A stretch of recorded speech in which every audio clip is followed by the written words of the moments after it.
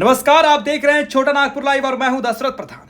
केंद्र सरकार द्वारा लाए गए 130वें संशोधन विधेयक पर अब राजनीतिक सरगर्मी तेज हो गई है। शिल्पी रेखा तिर्की ने मोदी सरकार पर बड़ा हमला बोला है। उन्होंने कहा है कि जनता के वोट का अधिकार और चुने गए जनप्रतिनिधियों का हक छीनने का काम केंद्र सरकार अपने स्वार्थ के लिए कर रही है। शिल्पी रेखा तिर्की ने आरोप लगाया कि जिस तरह से वोट चोरी का मामला सामने आया और चुनाव आयोग के अनर्गल बयान सामने आए हैं, उससे साफ दिख रहा है कि मोदी सरकार बौखलाहट में है। उन्होंने कहा कि हिल चुकी मोदी सरकार को अब अपनी गद्दी की चिंता सता रही है और 2029 क्या शायद उससे पहले ही जनता सत्ता से बेदखल कर देगी। जनता उनको चुन के भेजी है।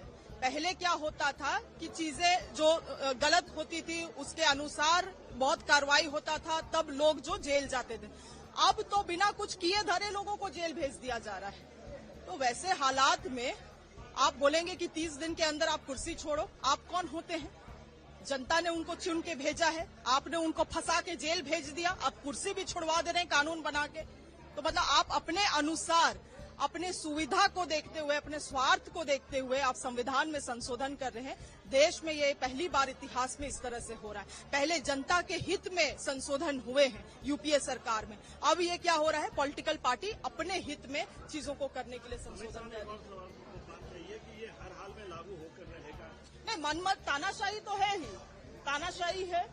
अब हम लोग जाएंगे कोर्ट में, सुप्रीम कोर्ट का दरवाजा खटखटाया जाएगा। इंडिया गठबंधन के द्वारा बहुत सारे तथ्य हैं। इनफैक्ट मुझे जो जानकारी मिल रही है कि नायडू जी ने भी बहुत सारे तथ्यों को प्रस्तुत किया है, क्योंकि उनके ऊपर भी कई सारे तलवार लटक रहे हैं।